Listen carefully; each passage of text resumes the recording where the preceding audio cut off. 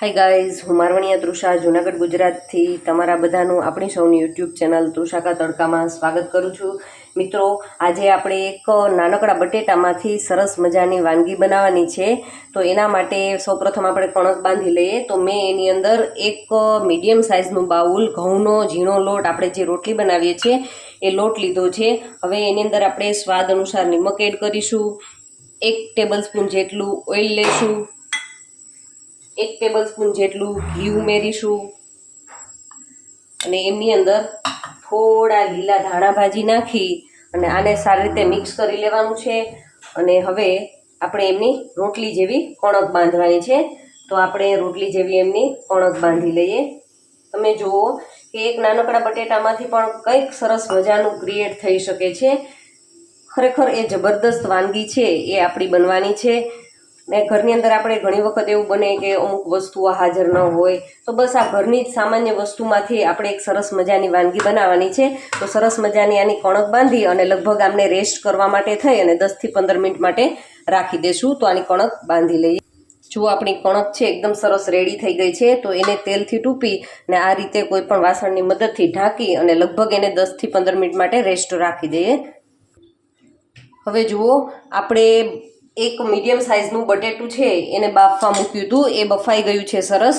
હવે એની અંદર આપણે 1 ટીસ્પૂન જેટલા ધાણા ભાજી, 1 ટીસ્પૂન જેટલો મરી પાવડર અને નિમક તો મેં બાફતી વખતે નાખ્યું હતું, સ્વાદ અનુસાર નિમક એડ કરી દેવાનું છે.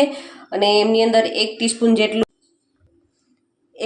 જેટલું ધાણા જીરું પાવડર અને 1 ટીસ્પૂન જેટલું લાલ મરચું પાવડર એડ કરી અને આપણે આ મસાલાને રેડી કરવાનો છે. આને સારી રીતે આ રીતે મિક્સ કરી દેવાનો છે.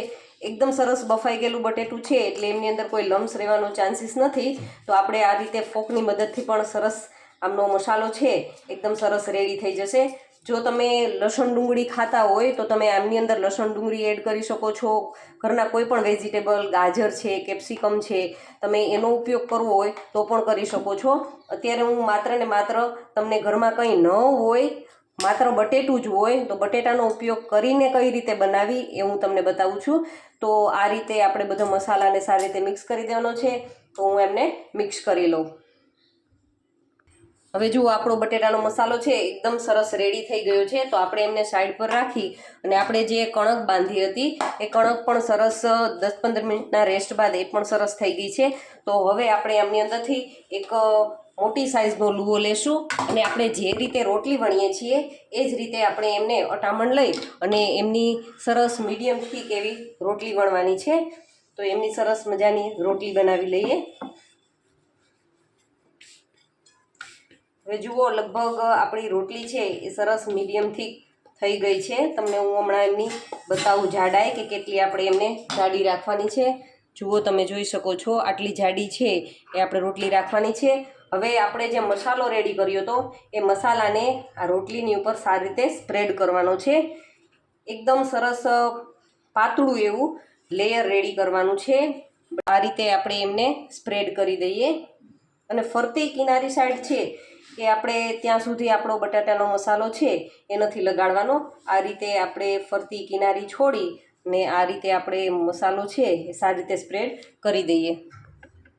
હવે જુઓ, આપણી રોટલી ઉપર સરસ મજાનો મસાલો છે એ સરસ સ્પ્રેડ થઈ ગયો છે. હવે જે મેં ફરતી કિનારી ઉપર ના પાડી હતી ત્યાં આપણે થોડું પાણી આ રીતે લગાડી દઈશું, એની આંગળી ફેરવી દઈશું. હવે બસ આમનો આપણે એક સરસ મજાનો રોલ બનાવવાનો છે.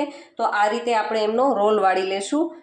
આ રીતે વાળતું જવાનું છે અને આખો રોલ વળી જાય ટાઈટ એકદમ રોલ વાળવાનો છે. કિનારીએથી એકદમ સરસ સ્પ્રેડ કરી દેવાનો છે જેથી કરીને એ તેલમાં જતા ખુલે નહીં. અને એમને હળવેથી આ રીતે પ્રેસ કરતું જવાનું અને રોલને થોડો એવો મોટો કરી લેવાનો છે. હવે આ રીતે કરી અને આપણે એમનું આ રીતે કટિંગ કરી લેવાનું છે.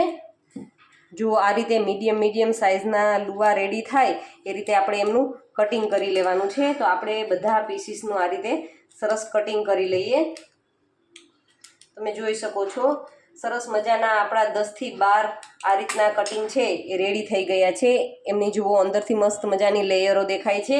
હવે આપણે એમને સાઈડ પર રાખી અને એક મીડિયમ સાઇઝનું બાઉલ લેશું અને એમની અંદર આપણે ચોખાનો લોટ લેશું. 2 ટેબલ સ્પૂન જેટલો ચોખાનો લોટ લેશું. જો તમારી પાસે ચોખાનો લોટ ન હોય તો તમે ચણાનો લોટ અથવા તો ભાખરીનો લોટ પણ લઈ શકો છો.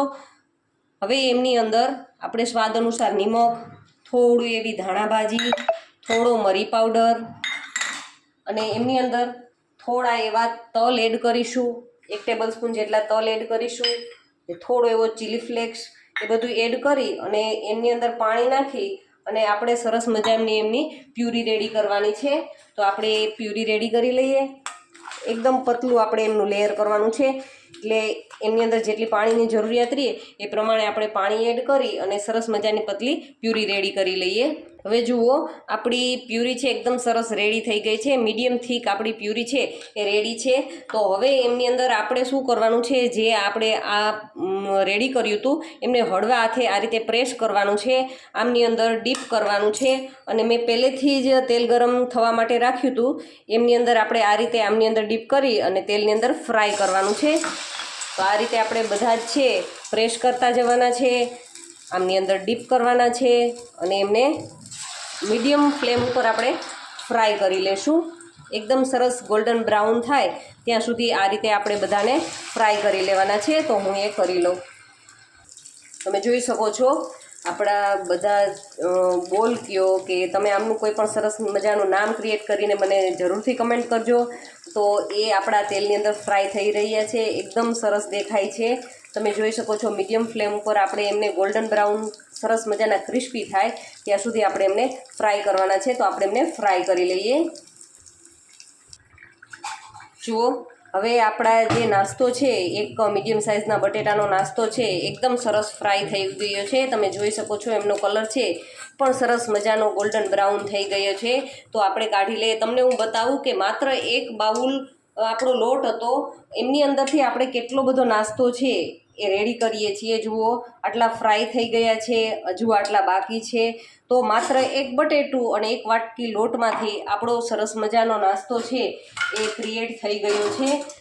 તો આપણે એમને અત્યારે સર્વિંગ બાઉલની અંદર સર્વ કરીશું. તમે આમને કોઈ પણ ચટણીની સાથે, ખજૂર આંબલીની ચટણી છે, ગ્રીન ચટણી છે, અથવા તો તમે કંઈ ન હોય તો તમે દહીંની સાથે પણ આમને ખાઈ શકો છો. એ ખૂબ જ ટેસ્ટી લાગે છે. તમે જુઓ, અંદરથી પણ ખૂબ જ સરસ દેખાય છે, ખાવામાં પણ એકદમ સરસ ઉપરથી ક્રન્ચી ક્રન્ચી છે. તો તમે એકવાર જરૂરથી ટ્રાય કરજો અને મને કમેન્ટ પણ કરજો કે તમને આપણો આ આઈડિયા છે એ કેવો લાગ્યો. Thank you for watching my videos.